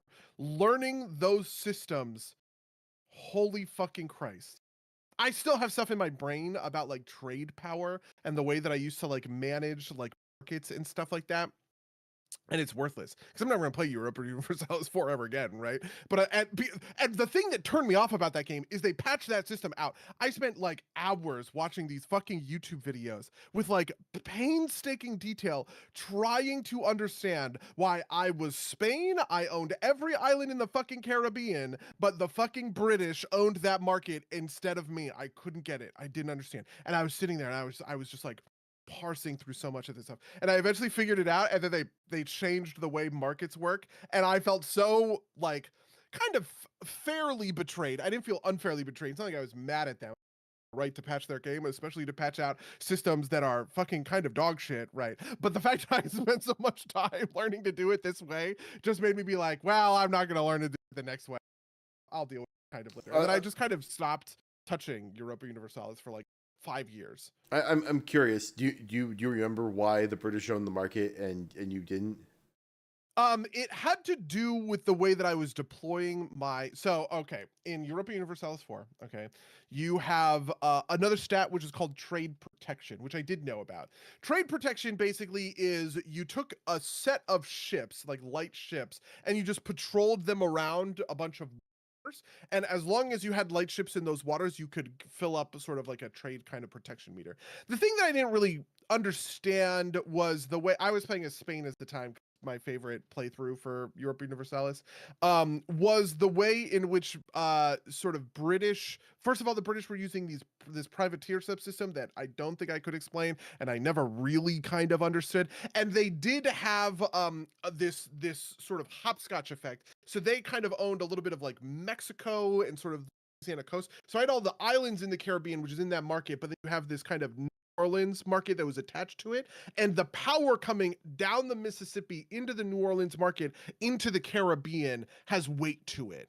And it was that weight plus they were undermining my trade power that made them own the Caribbean sort of market node. And I eventually just became like an pirate hunter stuff. I basically, because part of this was just like the esoteric. This was in like the 1600s when there's like a stuff. I really like colonization. My favorite thing in Spain was to colonize very aggressive max explorers. You know, I know this sounds terrible, but it's so fucking true. And I would do this thing that was very mean, where I would just take all of the coastal provinces. I actually did one run as Spain where I literally didn't allow anyone else into the New World. Actually, I think Portugal got some stuff, but I eventually like took it over or something. Wars were very complicated. But like the way that exploration is, you had an exploration distance, right? So this was like a radius from your territory that you can use sort of as a staging ground to explore from. And as Spain, if you took over the Azores, so the kind of the islands on the eastern side of the Atlantic Ocean, you could kind of hopscotch from that to Brazil pretty quickly, and then go up from Brazil. You just colonize every coastline, and eventually you get to a point where you have just owned the coast and nobody else they can't connect to, they can't connect to Randolph, New Jersey, because I own Hoboken. Do you know what I mean? Like because I have the coast, they just can't even get into it. And so it's like that kind of stuff. Anyway, I have been playing Europa Universalis 5. Europa Universalis 5 did drop I was talking about this in Raid. I started playing. It was not going great. I ended up I was like, let me just like watch some gameplay. So I typed in how to play EU5, and then on the EU5 YouTube channel, okay, a couple of videos popped up, and I was like, oh, this is great. This is going to be like a 5-minute explainer. I produce these all the time for my work, right? Yeah, you explain the gameplay mechanics super quick, couple of, whatever. No, these are 45-minute videos that are about like one specific thing, and they kept doing this thing in these videos. This like, I'm not going to explain the details. Just put it on this Automate. and like move on. They didn't explain how it works, but there was one line in one of these videos that like I had to like sit down and have a cigarette after I heard it, where basically they were talking about pops, they were talking about population, and they opened that video by the guy going, in Europa Universalis 5, we simulate every person alive in the year 1337. And I just was like, I have to sit down. Oh my god. Like every pop. Um, that was not the way that worked in EU4. It's not the way that worked in Stellaris. Like every one of these other games always have a kind of abstraction metaphor kind of thing. No, in Europa Universalis 5, if I load up my Castile run right now, I would be able to show you that, yeah, I have 19,337 peasants who are working the fields in this thing. The locations are also smaller. This is the part that was crazy to me about it. They actually kind of took a book out of Total War, which is that there are multiple locations in these regions, so subdivided to this incredibly tiny level, and you can just build all of these different kinds of like buildings and stuff like that. I am like, I feel like they took that from 2%. CK3 because they did something similar there. Yeah, that's definitely true. The jump from CK2 to CK3 feels like the jump EU4 to EU5. The big thing about EU4 to EU5 that feels good is that there is just more to do during peacetime. The market stuff is less about the market stuff in EU4 was kind of spreadsheety in the way that like mostly what you were doing was just kind of this like spreadsheet mathy kind of stuff. And there's like quite a lot of that in EU5, but they have much better simulations for sort of how like goods work and what's profitable and what's not and what you should build and all of that kind of stuff. And you can make a lot of real money by doing stuff like importing really valuable goods when they show up in nearby markets. So you can, in the Paris market, gold, 1.25 gold shows up, and you can import that, and it's expensive, but gold is really important. You can take gold and put it through a mint, and you can mint yourself a bunch of currency, which is like really good, right? And so it's like that kind of stuff is like useful and fun. Like one of the things that I found out pretty quickly, and I'm pretty proud of this. I have some complaints about EU5 that we'll get to in a second. But I'm pretty proud of this, which is that I looked at what are called RGOs, which is the raw good output of any location on the map, and there are a gazillion of them, right? And for all of these locations, you can upgrade them. So these are essentially like mines and farms. So it'll have an RGO of iron, an RGO of coal, an RGO of fruit, an RGO of silk, an RGO of wheat, right? Like all of these kinds of things. And I saw that on my map, I had an RGO of silver, and I was like, oh, I bet this is insane. And so I leveled the shit out of my RGO of silver. And I did a bunch of stuff to kind of like increase control in that area. And I just watched my economy take off because I pretty accurately, I was like, oh, silver is really useful. I bet it's going to be good. And it turned out to be fucking great. And it, it kind of turned into the backbone of my economy, mining and exporting silver to all of sort of the European market. The interesting stuff that's happening on the market side is also easier to kind of like predict in a way, because buildings require market in EU4 goods were much more abstract, but in EU5 they work a little bit more like you would understand them in a kind of traditional strategy game. So for instance, in order to urbanize, you need glass for windows, right? In order to build a granary, you need stone and wood for the masonry, right? And those are things that I am slowly learning, finding to like predictable, right? Books in 1335 are really, really useful because they go into building stuff like libraries and universities and And so they're very profitable. Fine cloth is deeply profitable. It's also kind of become the backbone of my economy. And I just feel like I have a lot more to kind of tune in those cases than I did in EU4, where all of this stuff was vaguely theoretical, which was maybe good because slaves were an RGO essentially in in EU4, which was kind of fucked up, but sure, I Yep, guess. not particularly inaccurate, right? Like, Yeah. I have only 90 minutes in the game, so I have just barely scratched the surface. I like started playing as Naples and started doing the politics thing, and then like while I was waiting for some of the politics goals to go over, I started clicking through the other things and getting overwhelmed. I think what I'm gonna do is set all of the thing I'm not focusing on to like automatically manage, and then when I'm done with the the opening goals for all of them, and I move on to the next thing, I will switch them off of like when I'm starting to learn about them, I'll switch them off of automatically manage, which is probably the easiest way to do this. Because Did like you I get was fucked by the Black Plague yet? no, I'm like not that far Okay. in. I'm like a year in. All right. Because it's like Oh yeah. It probably spawns in the first like 15 years maybe. I guess what it's 1337 most of the time. It spawns in like the late 1340s, I think. I have, in case you didn't notice, been fucked by the Black Plague on multiple occasions. Okay. My very first run, I lost 60% of my population, and then I went to the wrong Facebook chat, and I was like, "The Black Plague got hands," but also I didn't understand how some mechanics work. So a lot yeah, of that is that. I have restarted Castile. I think I'm on take 3 of Castile. And even now I'm like, God, I should restart because I am now stuck in a war with Morocco that I am not winning, even though I thought I was going to, because I accidentally I clicked a button that I thought was going to show me the interface so that I could see whether or not I wanted to get engaged. And then I clicked the button and it declared war, and I was like, oh shit, well, I guess I'm committed now. And I have now been trying to not just lose all of my troops in a pretty pitched battle in North Africa. So, fun, fun. yeah. I get that.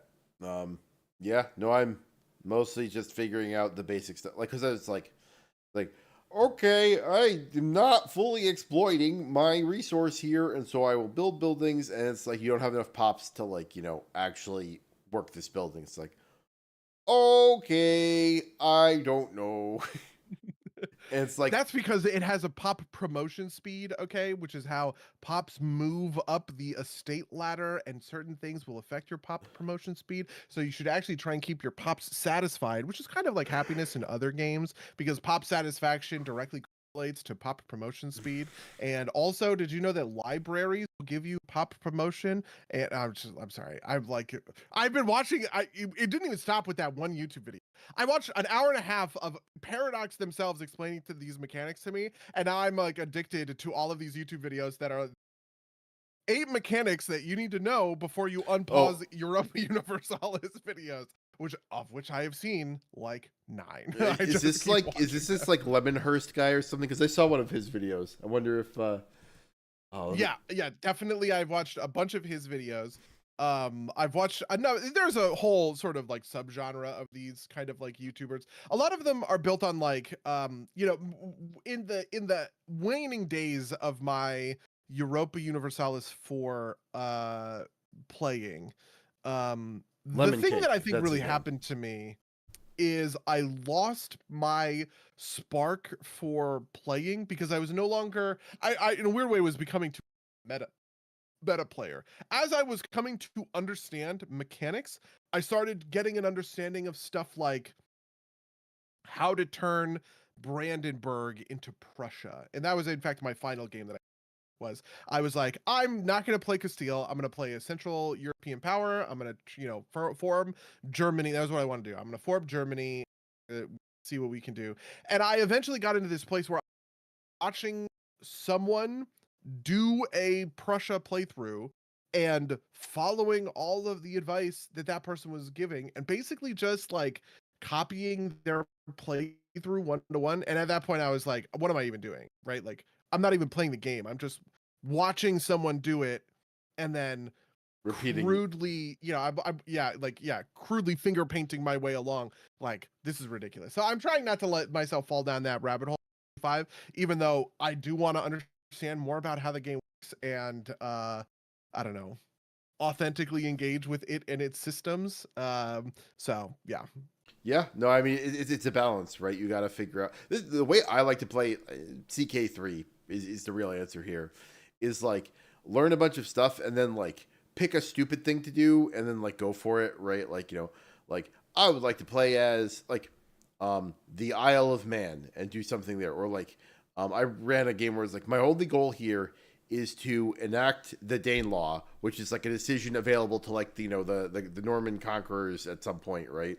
And it's like a thing that you have to do a bunch of stuff to do. It's like this is a fun goal. I will go for this, right? Like I don't know if I ever got and like in the fun is the journey you make along the way, right? Like you set that end goal and you have a rough idea of how to get there, and then you just kind of like deal with things. Like the most memorable stuff for me for CK3, because it's the one I've had the most experience with, is the kind of like little interactions, right? It's like I had a game where I played a very well, like I like to run a lot of administration for my leaders in CK3, and I had a son that was like, great administration, and then my second son was kind of like a mediocre martial character, right?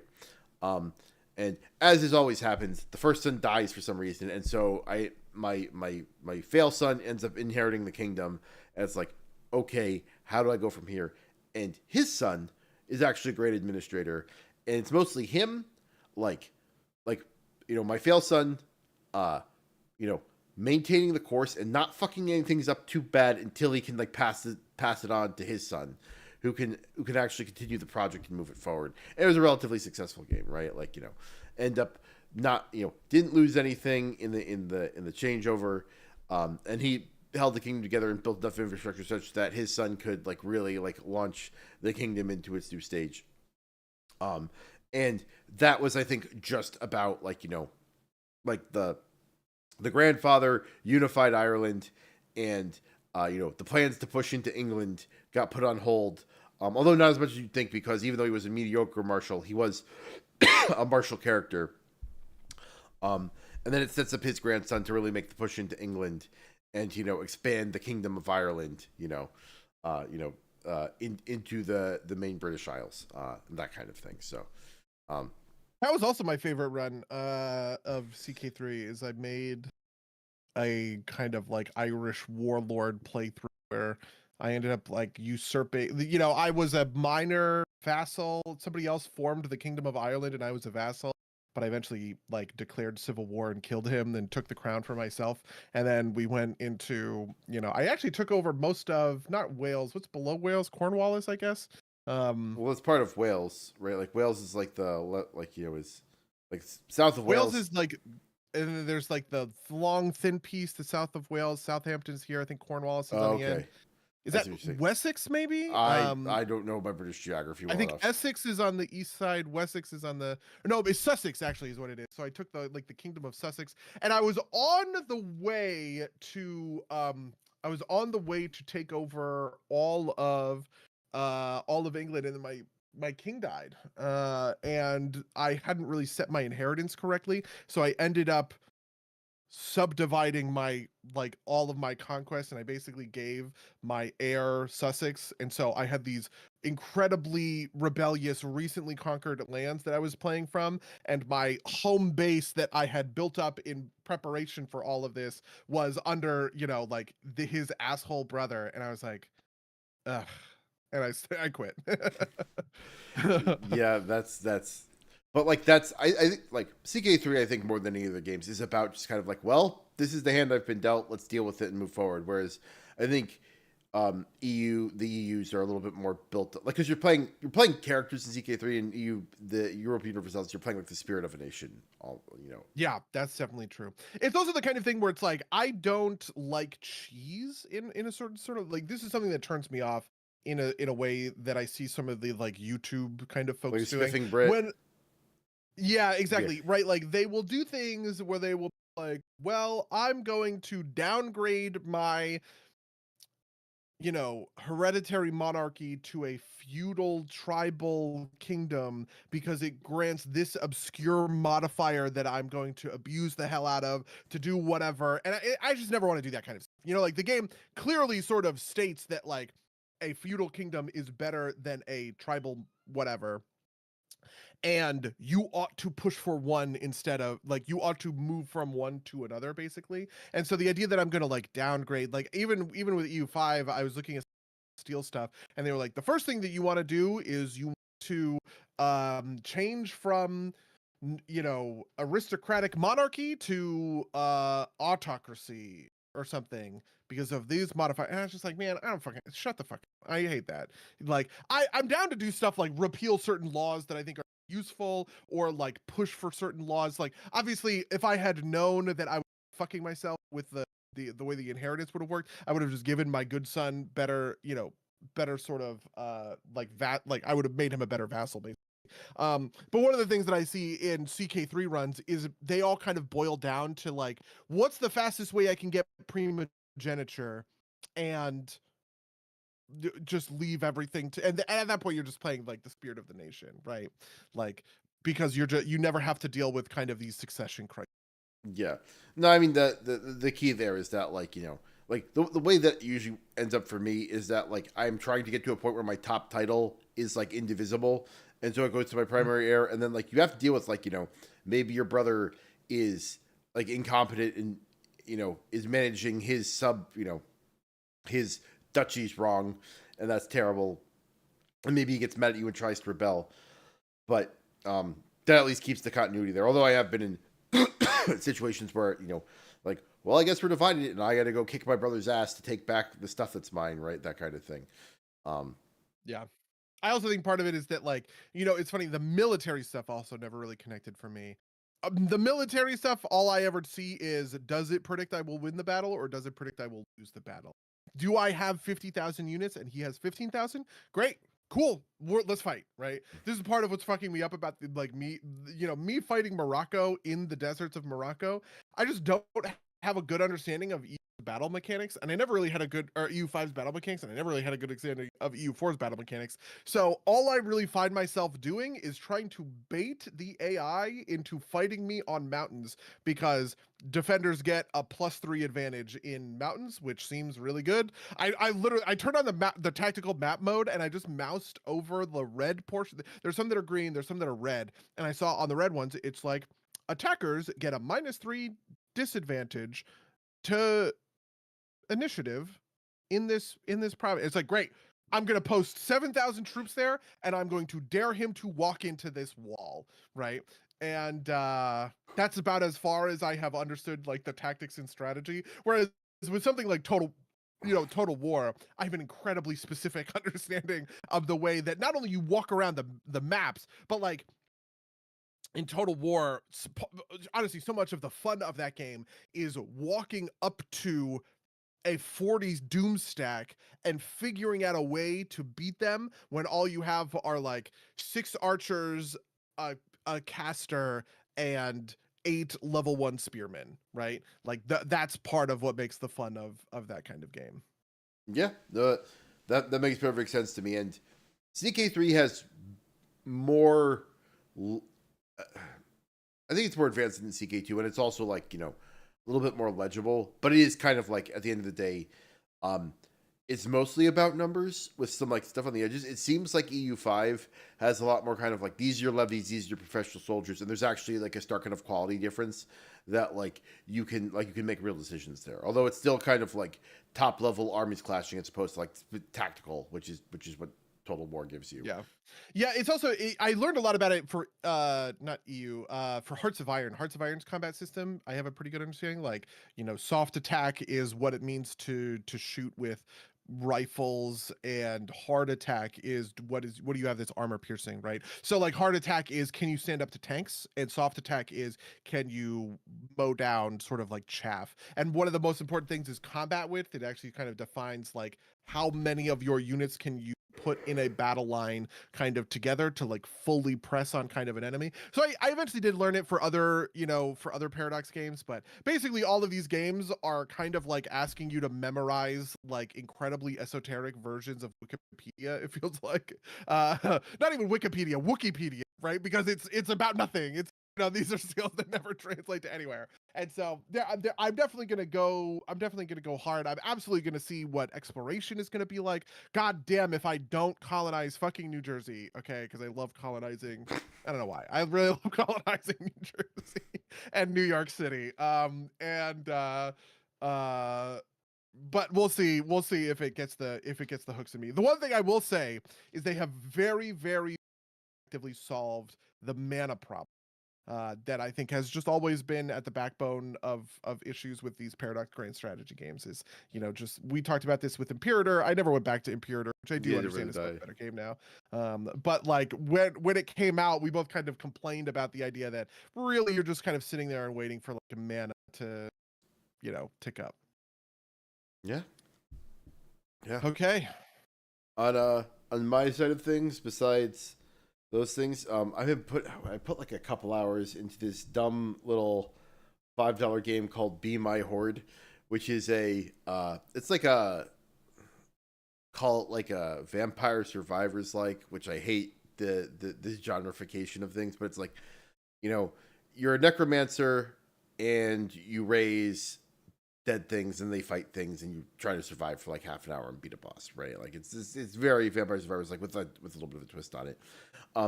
The reason it's kind of drawn me to it is that like it's kind of got like like the necromancer is this woman who is like being vaguely suggestive and like wearing a low-cut dress and making comments to the thing, and the art style, it just reminds me of like a 2000s era Newgrounds Flash game. And it's just like a lot of like nostalgia like hitting me. It's like, oh, this could have come out for free in Flash 20 years ago. It's like, okay, I can jive with this for a little bit. It's all right. I have beaten the first level on normal, and I tried the second level, which is hell, and also the normal level on hard, or the first level on hard, and they don't work quite as well as that core first level. And I'm just kind of, and it's in early access, so I'm just like, you know what, this is a dumb game that's just kind of there, like, distract me for half an hour when I don't feel like doing something else. I'm gonna put it to the side for a minute. But it's still like for $5, is fun to check out for a little while. I am putting, what is it? I have gotten Tidewell up to like level 60-ish, I think, at this point. Maybe a little bit higher. I have been, just doing cleanup stuff in WoW. Nothing too crazy. Just kind of like it's still like my podcast game, right? Like doing my WoW chores, trying to get my angler thread up to 100 for no reason, because why not? And what else? Oh, I forgot to mention this last time. I've mentioned this YouTube show before. It's called The Most Upsetting Guessing Game in the World, which is a variation on an improv game that's called like Party Guests. The latest one is, one, hilarious, and two, just like so fucking unhinged, right? Like, I would recommend not making this your first one if you haven't seen any of the other ones. Go watch any of the other ones and then come watch this one, because you have to understand how fucking insane and meta these things get. Like, one of the personality traits for this game is that, so one of the characters is a Jane Austen scholar from Austin, and from Austin Butler, which is not a real place, but like you have to make the person guess Austin Butler, and is also doing like the Austin Butler, the actor voice, right? Part of this quirk is that the host, like, so there's the MC, who's like the person who's running the game, like giving hints to the main player. Part of this guy's, or part of one of the quirks is that the MC tries to give the player hints about this Jane Austen thing, but keeps giving like wrong hints, right? Like, suggesting that, like, I think it's Wuthering Heights is not by Jane Austen. It's like this is what caused it, right? Like, is like in like while they're coming up with the quirks, it's like, oh, Wuthering Heights is like, no, that wasn't Jane Austen. It's like your quirk, like you say things to give him hints about who he is, but they're all wrong hints, and so he also has to guess that the MC is giving him wrong hints, right? But like because this show's been going on for so long, the players know that this is how it works, and so Mark Bonanno, he's what the part of this is that it's Auntie Donna is half the cast, right? So Mark Bonanno, who's the guy who's doing the guessing, knows this, and so he's coming in, and just everyone's like, "Is this part of it? This is part of it, isn't it?" And like some of them are, but some of them aren't, and he's just like slowly going out of his mind because like you don't know what you can trust, you don't know what's actually part of the game, what's just like people being people, right? And it is so funny and so unhinged. This one is like an hour and 45 minutes long because it is so fucking off the rails. Highly recommend it. It's a super fun watch. I don't know if I've got any other big YouTube show recommendations. I feel like I watched another 2 hour. I'll give a shout out to Tor's Cabinet of Curiosities, which is just like my favorite YouTube essayist type thing. He's probably going to get a Derpy this year just because he like shot up in the last year, and that's the way to. In the YouTube world, I do want to complain about something, which is that Patrick H. Willems, okay, every year on his Patreon, this is one of my favorite things, to be honest with you. Every year on his Patreon, he runs a campaign called the Topic Tournament. Okay, the Topic Tournament is it basically what he does is he farms topics for the for like videos that he could do, and every day you can go into you can go in and do like a like round robin style topic tournament, where you are two things are facing off and you just keep going, or not round robin, what am I saying, March Madness style. And one of them this year, okay, was Style Boys. Pop Star, Never Stop, Never Stopping. Now, Patrick H. Willems is a deep lover of Pop Star, Never Stop, Never Stopping. He's correct. It's a great movie. I love it so much. It was one of the topics. And I told Rachel, I was like, if this doesn't win, I don't know what I'm gonna do. I'm gonna throw up. I'm gonna shit my pants. I'm just gonna collapse into. No, I want to see this video so bad. I've never wanted a topic to win the topic tournament more in my life, and it lost in the first round. I actually went to the Patrick H. Willems Discord, which I have never talked to ever, and I said, if Popstar Never Stop, Never Stopping doesn't win, I'm never gonna know happiness. Put that in the Discord I've ever written. And then it lost in the first day, and I was like, well, that's how I guess Patrick is gonna see me forever, the guy who just like it wasn't even close. It was like a blowout. Who was it against? Let me see if I can find it. Pop Star. Oh, god damn it. Jesus Christ. It was the most 90s movie ever. So there was he previously did a he had previously done a video called "What is the most 80s movie ever?" Which is to say, not like the best movie of the 80s or the most important movie, but just like the most 80s. What like defines the sort of decade. And I think he ended up with like the Tom Cruise movie about stock car racing that I can't remember, like Days of Thunder, I think is what it's called. It's a Tony Scott film, which I like Tony Scott.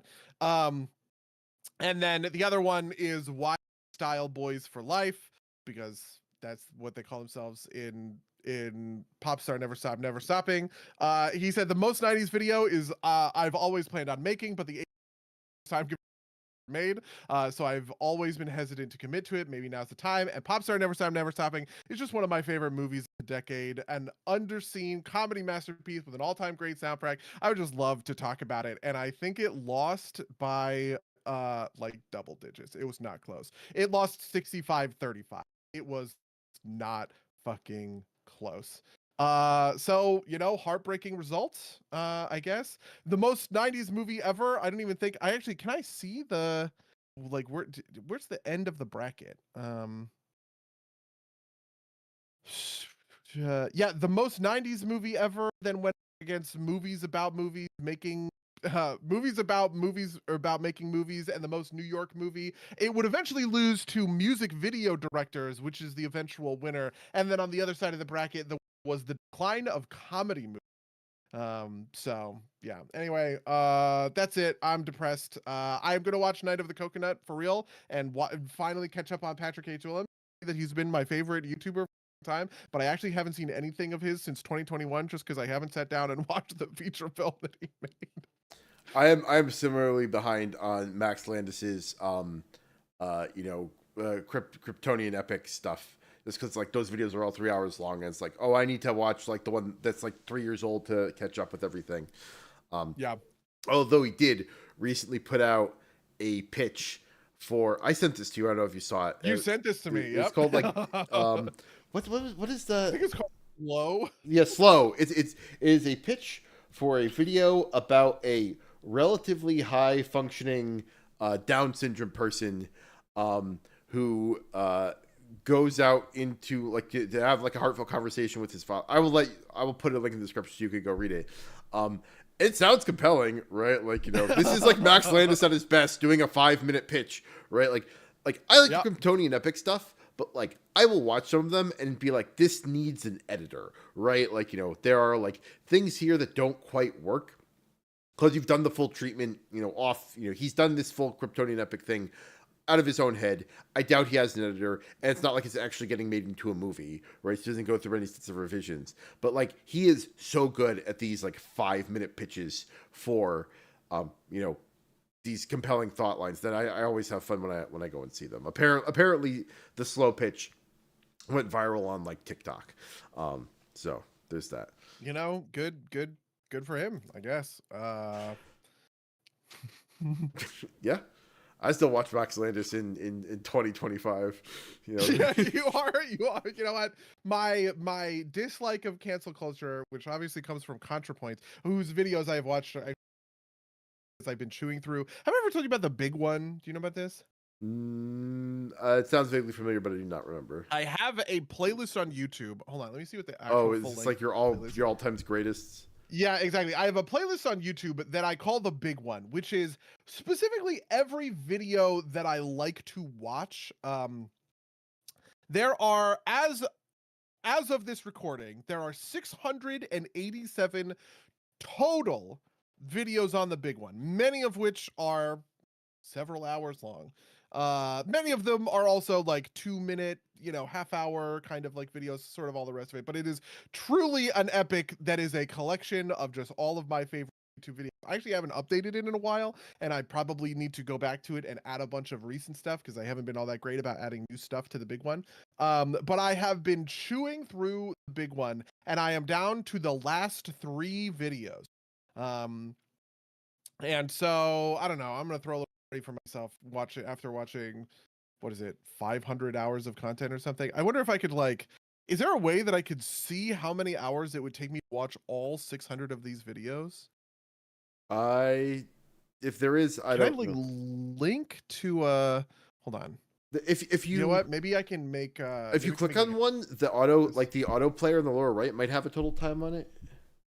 The auto player in the lower right. So like, let me see if I can fix, because I have a if I give you this link really quickly, would you be able to, because I think it's just public, right? Like you would be able to look at the playlist. Maybe you could figure it out. Yeah, in YouTube's you know what? It is not I don't know. I actually don't know how to do it. Yeah, me neither. I have a playlist called Treasures that is much shorter than that. It's but apparently at least one of them has been hidden. Like has been gotten rid of. Interesting.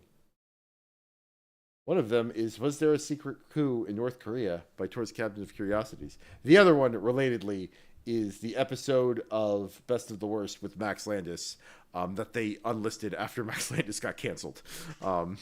Oh, I forgot about that. They unlisted. Wow, because I just watched the YMS Neil Breen video. It's on the big one, and I just came. I was like, oh right, I forgot about Neil Breen. I mean, it's still there. You can still go watch it. Like people on the on who watching the stream will have heard the opening sound for Best of the Worst play because I clicked in the playlist. That's the first one in the playlist. I started this list specifically because this video got unlisted and I wanted to make sure I had access to it because I love the I love that video so much. Okay, are you ready for this? It looks like I have found a YouTube playlist calculator that will calculate the overall duration. Oh no, wait, this is like obviously like malware. What else? There's a browser extension. Can you show me a browser? I'm like Google searching to see if I can find because I just really want to see how many total this playlist is. There's a Medium article. Yeah, Lou in the chat says there are online calculators. Which Luke, can you figure out? Hold on, I'm just gonna link the playlist ID if you can find. If you have a calculator that. Oh, hold on. Here we go. Maybe this one is gonna. That last one. Ah, fuck. This website won't load. God damn it. Definitely some level of like malware. Okay. Yeah. Oh, there's a Chrome extension for it. I'm gonna find it. Oh my god, it's not available. I'm gonna freaking out. Oh, you know what? I get. Yeah. This feels like the type of thing that got solved by an extension, and the extension got basically got decommissioned because they updated the requirements for extensions. There's like a new manifest format that they don't support the old one anymore. Very controversial. I don't think I can have an official opinion on it because I work for Google, but Fair. I also don't care all that much. Yeah. But yeah, I don't know if there's a native way or it doesn't appear to be a native way to do that. We'll see if someone can figure out a calculator while we close out the episode. Was there anything else that you particularly wanted to talk about this week? It says, I think I found a calculator. It says playlists with a large number of videos may take longer to process, which makes me want to find a good way to vamp. But I don't have a ton. I can talk a little bit. Oh, I got it. 459 hours of content on this. Jeez. So. That's actually not terrible. That's like 20 continuous days. 20 days? Yeah, less than 20 continuous 20 days. Continuous days. Yeah. Which isn't, that's not impossible, especially if you're not watching it. Like, do you watch it one time speed? Mm-hmm. What a noob. But it's like nothing. This is my podcast. If I'm playing WoW on one screen, it's a super easy, and I'm not watching like another show or something.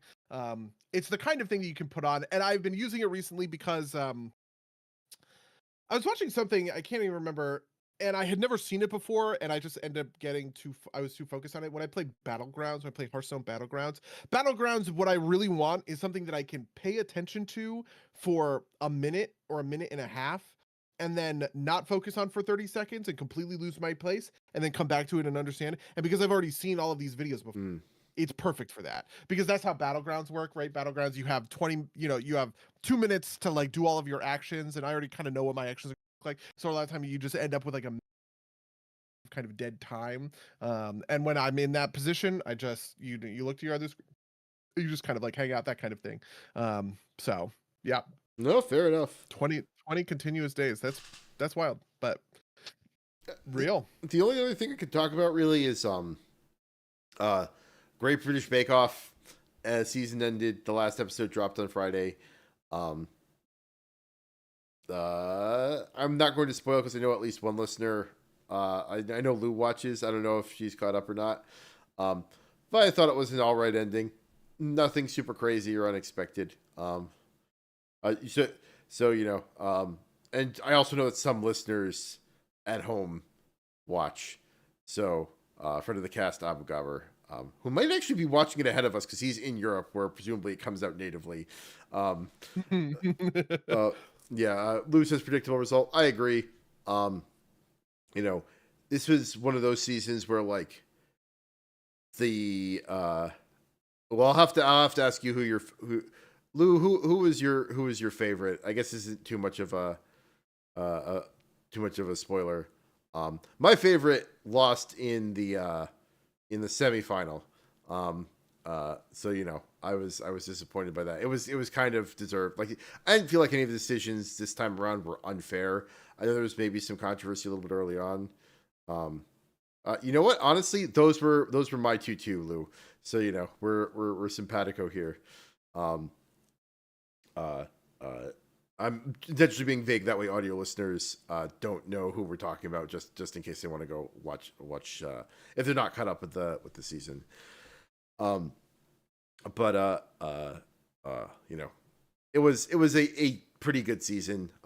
I have heard rumors that Prue is leaving the show, she's the second judge across from Paul Hollywood, who replaced Marion Barry, who was the original judge, and so who knows what person they'll put in the slot.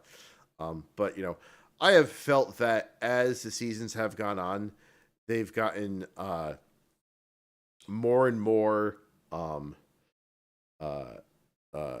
what's it they've like the tasks have gotten more and more ridiculous. Like I am not a huge so the way the show is set up is the first one is signature, um and it's they give them the task ahead of time and they can prepare it and they do it, and they have it's like a more minor challenge. Second one is a technical, which they go into blind, and the third one is a showstopper.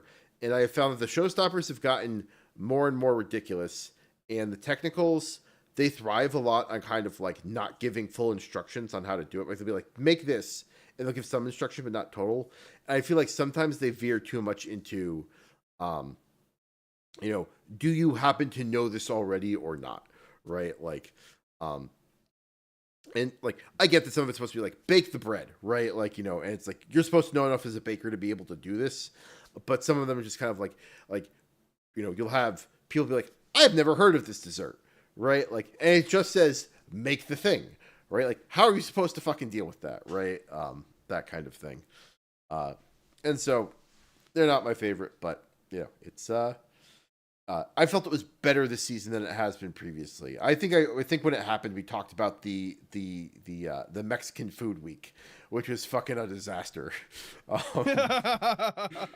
or the fucking s'mores one, which is just kind of like making a bougie s'more is like the antithesis of what a fucking s'more is. The way you make a real a s'more is like you get the cheapest chocolate you can find, the cheap grocery store graham crackers and grocery store marshmallows, because it's a camping food, right? Like you're not it's supposed to be things you can pull off the shelf and just like cook over a fire, not like Yep.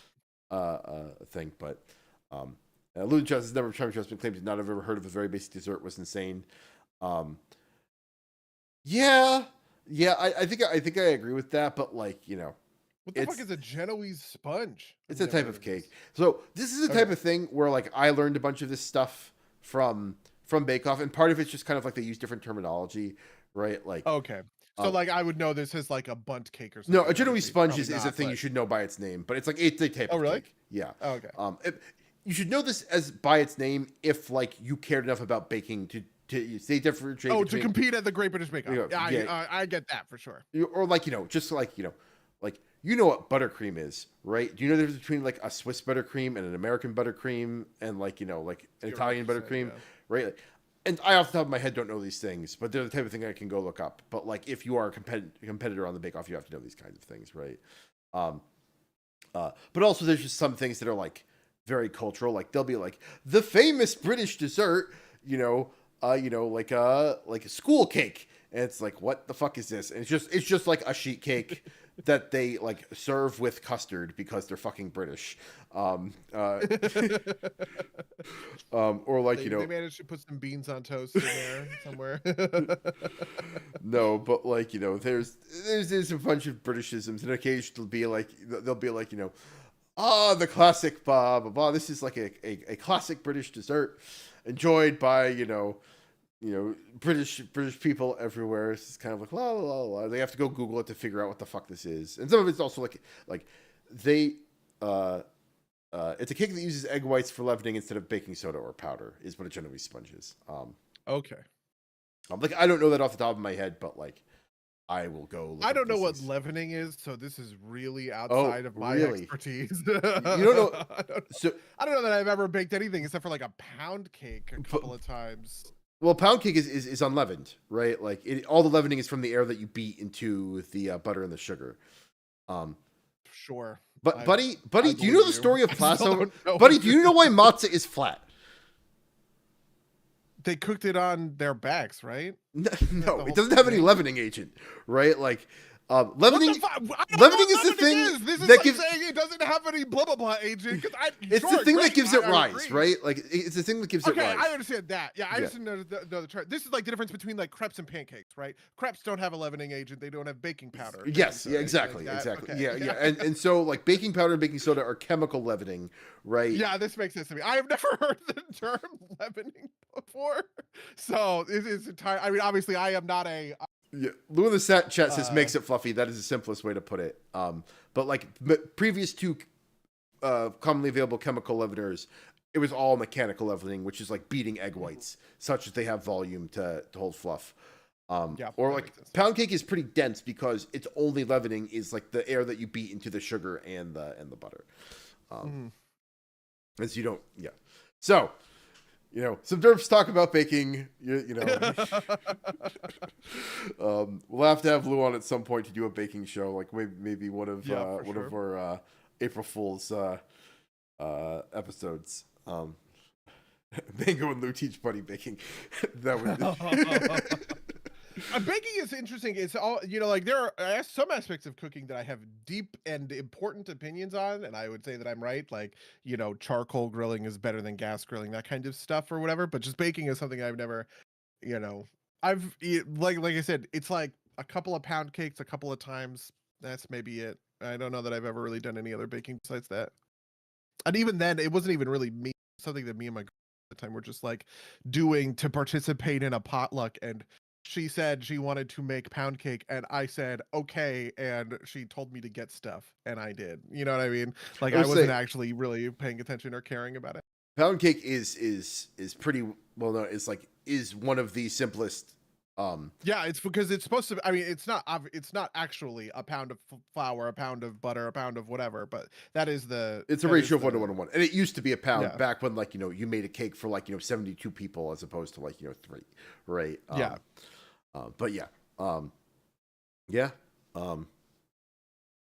So, and if you want to learn stuff just kind of passively, watching Bake Off's not a bad way to do it, right? Like you get like the British version, like where they don't. I don't think they have like. I don't think molasses is common. They definitely don't have as much access to like maple syrup, but they do have access to golden syrup, which is like this is a weird British thing that you can only get in like British specialty stores in the States. And so you end up learning some interesting things, but like it's also just kind of cool broad based stuff. Yeah. You can get into the drama about like did Aaron deserve a handshake, which is a thing that maybe will resonate with Lou. But Lou says nah. I agree. It's we can do a spoiler cast for the British Bake Off at some other point, but. That's basically been the rest of my week. We're pushing 2 hours. Buddy, do you have anything else you want to talk about before we get out of here? I've got nothing else I'm looking to promote. All right. Well, if you'd like to email us at any or email us about anything constructive of the podcast, email us at derpsplaygames@gmail.com or podcast@derpsplaygames.com. Rate and review us on iTunes or wherever you find podcasts. You watch these live on YouTube and on twitch.tv/@derpsplaygames. Or twitch.tv/derpsgames, youtube.com/derpsgames. These go out live. All links will be down in the description. Buddy, you have anything else you're looking to promote? Nope.